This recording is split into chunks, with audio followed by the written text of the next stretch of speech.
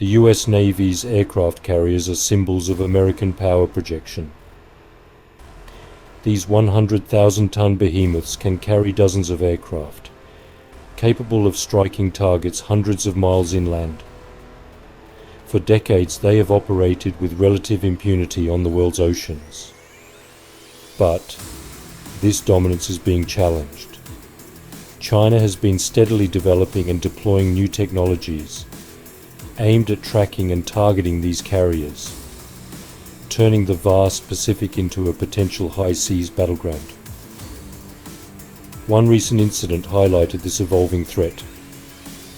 In 2021, the USS Ronald Reagan, a Nimitz-class carrier, found itself shadowed by a Chinese submarine while operating in the South China Sea. The submarine, reportedly a Kilo-class diesel-electric boat, managed to stay undetected for an extended period, demonstrating the PLA Navy's growing proficiency in anti-carrier warfare.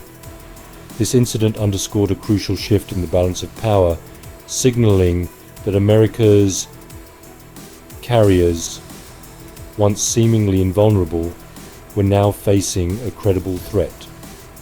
While the exact details of the Ronald Reagan incident remain classified, it served as a wake-up call for the US Navy. China's ability to track and potentially target a carrier strike group represents a significant escalation in regional tensions. It also highlights the need for the US to adapt its naval strategy, investing in countermeasures and perhaps even reconsidering the long-held dominance of the aircraft carrier in its naval doctrine. China's anti-carrier strategy relies on a multi-layered approach, integrating space-based, aerial, and submarine capabilities.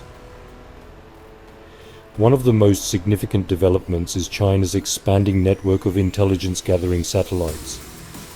These satellites, equipped with advanced sensors and AI-powered image recognition software, can monitor vast swathes of ocean, detecting and tracking surface vessels, including aircraft carriers. This persistent surveillance provides the PLA with real-time information on carrier movements, allowing them to anticipate and counter US naval operations. Complementing the satellite network are China's advancements in over-the-horizon OTH radar technology. OTH radars can bounce signals off the ionosphere, effectively seeing over the horizon and detecting targets hundreds or even thousands of miles away.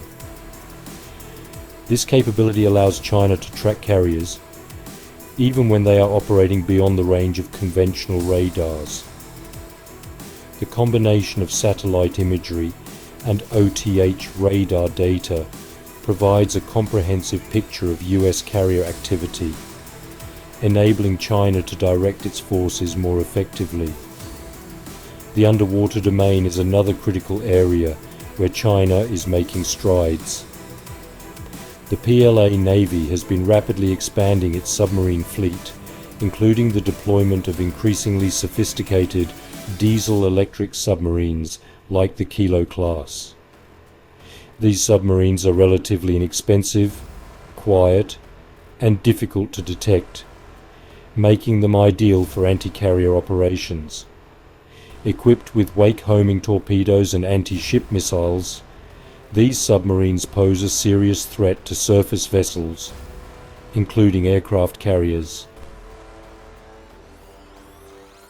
While China's investment in advanced technologies like satellites and OTH radars is significant, it's the often overlooked Kilo-class submarines that pose the most immediate threat to US carriers. These diesel-electric submarines, though less glamorous than their nuclear-powered counterparts, are exceptionally quiet and maneuverable in the littoral waters of the South China Sea.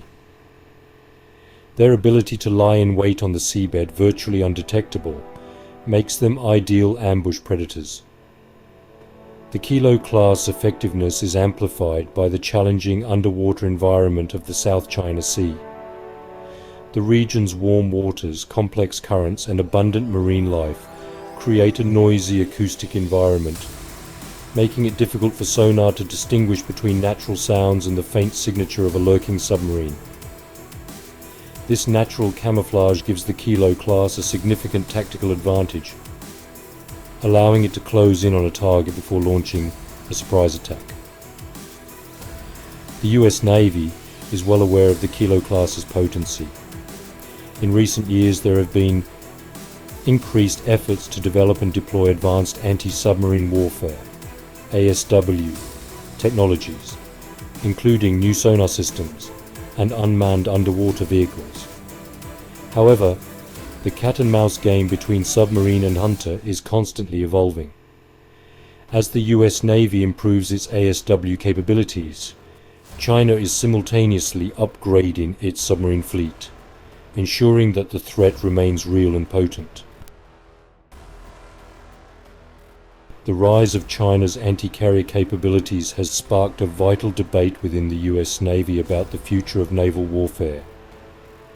Some argue that the era of the aircraft carrier, a symbol of American naval dominance for over half a century, might be drawing to a close. They point to the increasing vulnerability of these massive ships in the face of advanced anti-ship missiles and increasingly sophisticated submarine threats. This line of thinking suggests a strategic shift towards submarines. Proponents of this view argue that submarines, with their inherent stealth and ability to operate undetected in contested waters, are better suited for the challenges of modern naval warfare. They advocate for increased investment in submarine development and procurement, emphasizing the need for a more distributed and less carrier-centric naval force. However, the aircraft carrier remains a powerful tool for power projection, offering unparalleled flexibility and the ability to launch a wide range of missions, from disaster relief to full-scale combat operations. The debate within the US Navy is likely to continue, as strategists grapple with the realities of a changing geopolitical landscape and the need to maintain naval superiority in a more contested maritime domain. The evolving situation in the Pacific highlights a larger trend in modern warfare: the increasing importance of technology and asymmetric capabilities. China's strategy, relying on a mix of high-tech and relatively low-cost platforms, demonstrates that it is possible to challenge a dominant naval power without resorting to a direct symmetrical confrontation. This approach, leveraging the strengths of diverse platforms and exploiting vulnerabilities in traditional naval doctrines, is likely to become increasingly common in the 21st century.